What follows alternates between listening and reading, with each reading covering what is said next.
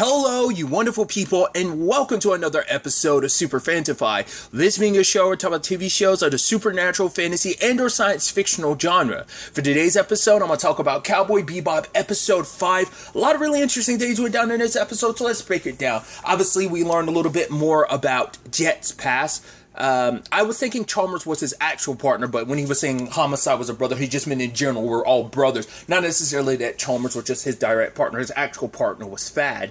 But after going after Uday, who they thought was going to take them to Chalmers, because it's like, oh, like Chalmers, or specifically it was Duero or someone else that they were thinking, but it's like, no, like he was set on it being Chalmers. He thinks Chalmers is dirty, and we find out, obviously, Uday's the one that pointed the finger at Jet, and Jet lost 5 years of his life, lost his badge, his reputation, everything. So the moment, like, it's a crapshoot, a whole bunch of prisoners escaped, and like a whole bunch of bounties are out there up for the grabbing, that ultimately Jet sees Uday and he wants to handle this by himself, settle the past once and for all, while, you know, he leaves Spike and Faye to take care of things, because I love that whole like shower bath shower thing, like that whole bit, because a lot of people will make that argument about baths. It's like, yeah, I mean, you're getting clean, but you're also like soaking in your own filth. So I mean, I don't know, I've not taken a bath in years, so I've never seen, I'm just kind of like, oh, I'm gonna wash your shower. Like, I've never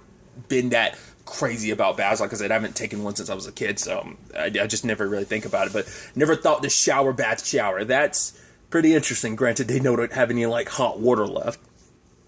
But I love that in the entire episode, Jet's confronting his past. Spike and Faye are just like fucking around on the ship, because like they're supposed to be hunting down bounties, and like it's supposed to be like, right, someone, you guys have to have each other's back, especially with all these cowboys kind of running wild. But I love that it's like they just spent the entire episode talking about, we should go after him, no, we should go back after this person, what about them, what about this and that, and like they never actually leave the ship the entire time, and I love it, because it's like a point they start showing off their scars, because it's like, oh, we should go after this bounty, oh well, that bounty just got taken off the market, what about this one, no, he's a cannibal, last time it took 6 people to take him, well, it was like 7 people to take him down, and he ate 2 of them. So I was like, no, I like my face. Other people like my face. So no, we're not going after the cannibal dude.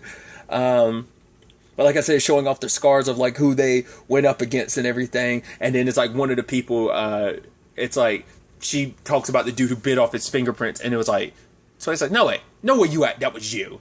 And she's like, yeah. She's like, thing people didn't know about him was he liked to tango. And she's tangoing with like Ein. And I love it that she, and she's like, dipped me, grabbed his brass knuckles, and like punched him in the face, and then she's just like there with, like back in like present day with her fist up, and she's looking at Ein, play dead, and Ein's just looking at her. She's like, come on, you're screwing up my story, play dead, and just Ein lays down and plays it. I'm like, oh, that's so adorable. She's like, yeah, and he's like, wow, mad respect. Like, you gotta, because at first she was like, wait, you don't want to, like, the reason why you keep shooting down all my ideas is because you don't want me out there with you. And it's like, oh, I've taken down some big game in my time. But Spike just didn't believe her, because he's like, you haven't presented yourself in any shape or form as someone who's actually gotten bounties. Once again, Faye is actually really good at this stuff. Like I said, to my recollection, she's always the one that kind of scoops stuff from them. Maybe not as much so now that they're working together. I think that still can blow up in their face at some point. I mean, granted, she probably joined probably one of the unluckiest team. I mean, they've taken down some big bounties in their time, but I love that she was pointing that out too. She's like, oh, we, I've always taken down big game by myself, you know, so. But, I even love at the end, like, he was, like, you had Spike being like, you were right about it. I thought, no, I said, you know that thing I said before? Like, now you fully earn my respect. That shower bath shower thing is amazing. And she's like, right? And he's like, now, tell me about the loofahs. And she's like, oh, you're like a, what was it? She's like talking about the really ins and outs of loofahs, and he's like, no, I'm all about that, and they cling a mirror. So it's like, at the very least, they got buddy. But I love that we're just focused on it. The fact is, the entire episode, you guys didn't do what you were supposed to do. How are you going to explain that to Jet when he gets back? Because notice at the end of this episode, it didn't say see you Space Cowboys. It is like to be continued. So, but Jet is working with his old partner Fad, and is trying to do everything he can to capture Uday, because Uday could be the last way to kind of clear his name and get back everything that he lost. So him and his partner kind of get back in the flow of things, which I also love. This episode just showcases how much of a jazz nerd he is. His buddies, Fad's one as well, but Jet, like, he was just boring Faye to tears with, like, all the jazz talk earlier at the beginning of the episode. But as they're doing their thing, kind of running down some past leads and stuff like that, that poor guy they got the information from, like, he's like, yeah, it's like he has busted teeth because Fad pushed him down the stairs or something like that, and his teeth got jacked up. So now he has a whole, like, he has a veneer type of situation going on, and, like, Jet rips out, I think it was the top ones, and just starts pulling the teeth out. He's like, man, those are like 90K of pop. He's like, oh, you poor bastard. And even the fact that Jet's holding on to him, he was like, yeah, like, I'll be holding on to them. It's like, oh, that sucked, you poor bastard. And they're like, no, I'm not doing paperwork. I'm not trying to help, like, Uday in any shape or form. But then Chalmers and his partner show up, and Jet's like, man, they're dirty. Like, it must be both of them that's dirty. We got to take them. We can't let them get to Uday because they're going to kill Uday first. And the moment then I was like, well, this is your classic, like, detective story, especially, like, the very classic noir story. I'm like, it's always got to be Fad. I mean, once again, it's like, that's why I was like, oh, so Chalmers not your partner? Oh, Fad is. That's the thing. Like, do I remember that? No, it's just like, it's a very, like, classic thing of, like, yeah, the partner's always the dirty cop. You know, it's always a shame and you had to take the fall. I mean, that's been replicated in, you know, not just even detective stories. I mean, there's even, like, I recently referenced it. It was a Jet Li and Jason Statham movie. Spoiler. It's called War. It's like, what, from like 2007 maybe? So, spoilers. Jason Statham was a dirty cop and he got his partner, Jet Li, killed. Well, actually, he looked different, but he got cosmetic surgery to make himself look like the way he did. And tinges and all that side. It was just kind of that same thing of like, yeah, your partner's always going to be the dirty one. But, I wonder, was he actually talking to his wife, Connor? Because I was thinking when he was on that communicator, I thought he was like calling someone to set Jet up. He could have easily been calling Uday to kind of give him the heads up, because by the time they did track down Uday, he was already on the run, so maybe they just got there before he could completely bail out. Because Jet figured, like, right, if he's going to hide anywhere, it's going to be in a container. Because, like, a previous, like, case they busted, the person, like, hid in, like, something associated with what they worked, the line of business that they worked in. So it is sad that things came down to this, though. It's like, man, you were my partner, but it turns out Fad worked for the syndicate. It's like he did a lot of stuff, like he was running low on money and stuff like that, and he became like a fixer for the syndicate. They owned him, basically, and Jet had to take the fall for the situation. And he's just like, I'm sorry that I'm going to have to put you down, partner, but tries to shoot Jet right in the head, but luckily Jet blocked it with his arm and put Fad down. And even by then, Chalmers and Dueras show up, and it's like, man, he's like, you had the worst luck. You just killed the only person who could actually clear your name. And Jet's like, yeah. I mean, it stings even more because he thought Fad had his back. It's like, right, that's why you showed up. You have my back. You've always believed in me. And it's like, no, you're the one that sold me up the river. You're smiling, inviting me over for dinner and stuff like that. Once again, I chalked that up to like he was like setting Jet up at that point. But I'm like, I don't know if he was actually talking to his wife at that time. But it's like, right, we were partners. We always had each other's back. I mean, they were still keeping that hit because Jet had noticed the money still at the 2K hanging from the visor, and he was like, oh, is that still going on? It's like, yeah, he's, you know, it's like, man, it still sucks. Especially when you think about the deeper part of it, it's like, right, he was betrayed by his partner because his partner worked for the syndicate. His current partner is a former syndicate person, so, like, when the truth does come, like, you know, as a cop in general, it's just like, he's not going to be all about the syndicate, because for him, too, it's like the syndicate took everything from him. I don't know, I think, because, obviously, and that's the interesting thing, that I guess Spike didn't know all the ins and outs, because when Udai's name came up, it didn't register anything for Spike, but I guess Spike doesn't know all the details about it, just enough to know that, like, oh, Chalmers, like, screwed you over, because, like, but I think that's interesting, and that speaks volumes. Jed has talked about his past, but Spike hasn't, but that's also understandable why Spike wouldn't talk about his past.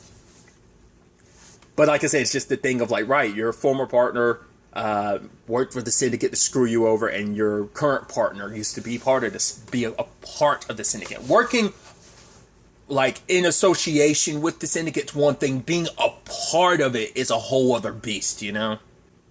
And I think what makes it probably sting even more is the entire time you thought Chalmers was a terrible person. Like, the reason why he got all the busts that he's gotten in the past were because he was on the take and stuff like that. He was a dirty cop. Turns out, not only were you wrong about him this entire time, because now it probably makes you feel like, right, at the very least you felt like you lost your family because of him, so you could focus all your hate on him, and now finding out your partner's actually the one that screwed you over, that Chalmers was just doing his job, that he is just good at his job. It rubs that dirt in that wound, the salt in the wound, rather, like a little deeper, and it's just like, yeah, that's gotta suck. You know, he lets Jet leave because Jet's like, where do we go from here? And Chalmers like, well, we just make it seem like these two pieces of crap killed each other. So, because they've been on to Fat for a while, they just needed to get to Udai first to confirm it. So, it sucks that things have come down to this way. But I'm curious, will this make Chalmers work harder to do what he can to clear potentially Jet's name going forward? Maybe, maybe not. A side note, really quickly, about the whole Punch and Judy situation. It happened again, him stepping on her line. I'm like, I'm legit. Like I said, they were always in ebb and flow. Like, she didn't have as much issue with it this episode. But once again, I love, like, because I don't remember it being cheesy in the anime, but I do like that they do kind of make it a little cheesy, just because it's like, oh yeah, when the cowboys that died, like, going after the guy who eats people, because it's like, the ISSP were like, yeah, we're going to set up snipers to take this guy down, cowboys don't go after it, so they removed the bounty. And so, like, they're like taking down some names, and it's just that X going, you know, like, when they're like taking down names. And I'm like, it's just like, I love how, like I said, it's like a local commercial, like, it's got that feel and vibe to it, but I don't remember it having that feel to it during the anime. So I think that's a definitely interesting thing. Like, I mean, like I said, not unless I'm remembering that wrong, but I do like the cheesiness of, like, that, like I said, the local commercial type of vibe that it has. But other than that whole element to things, there is the situation with Vicious and Julia. Anna set up the whole meeting with Mal, but Julia has to be there. And I love Vicious is upset by it, because he's like, right, it's almost like, you don't trust me to keep you safe. She said, no, it's not like that. Like, we only get one shot at Mal. Like, I just want to make sure this all works out. And he's kind of like, I'll kill her with kindness. You know, it's like, I think Anna made that stipulation because, one, either Julia told her the truth about what she's got planned or whatever, or it's just because Anna's like, I'm not about to be on Mal's bad side when this blows up, because at least if Julia's there, things will be copacetic, and I don't want blowback from this, because if Vicious goes along, this is going to go super sideways. He'll most likely come after me because I'm the one that set up the deal, and if things go wrong, he's going to blame me. So I'm like, she wants Julia to be there, to be the mediator, to kind of rein him in, because probably, like, she's the only one that can. So they meet with Mal, and Mal asks about, because she's the one that lent him Gunter, and it's like, who's the skilled killer that took him down? It's not important. She's like, really, it's not? And it's like, yeah, he's definitely not going to mention, you know, Spike, Fearless, in front of Julia. So I think that's kind of an interesting element, but it's like, right, together, you know, the elders, like, yeah, they shut down my operation, but sooner or later they're going to find out about what you are up to as well. So you want to keep business rolling on your side of things. I want to keep my business rolling. So it's like, right, you know, there's no storming the temple because no one's been successful that way. But it's like, if we do this, like, who's going to run things? You? And he was like, no, because he was like, at the end of the day, we both love making money, and the elders are stifling us from doing that. So once we take them out, we'll keep up the tradition of the syndicate, 3 for 3. So you, me, and Santiago. And it's like, oh, he'll never go along with it. It's like, no, like, I counted for that. He will if you ask him to. I wonder what's Mao and the eunuch's well, Santiago's like connection, because they brought that up last episode of like, yeah, like if I think it might have even been Julia that recommended that. It's like, if you can get Mal on your side, she can convince him. But I'm wondering why specifically. And it's like, oh, don't think he doesn't have any balls. And it's like, oh. And it's like, then why? You know how he got the name? No, tell me. It's basically, he used the knife that you use to like cut vines. He's like, in a vineyard. It's like he took that, sliced up a dude that wronged him, and then cut off his balls. And he says, like, the line was like, oh yeah, you never know true power until you've tasted the testicles of a man that's wronged you. And you have Vicious being like, okay, cool. Tell him I have 2% of my stuff plus some places that I own. And Mal's like, oh, like, this sounds like a good deal, but still, no. I want the cherry on top is, I want your wife to sing for me. And it's like, no, she's not going to sing for you. And Mal rubbed the wound in. It's like, yeah, like rubbed salt in his wound a little bit by being like, yeah, remember that? I missed that partner of your, Faye, Fearless. He was such a proficient killer. He also was level-headed and he was able to muzzle you. And I'm like, he's like, fuck Fearless. And I'm like, it's an inferiority complex. I cannot say that word. That word is my kryptonite. He always felt inferior. Let's leave it at that. To Fearless, and it's just like even more reason why to kill him, because it's like, right, the last thing I want is Julia to know that you're alive, and it's like, no, you're mine.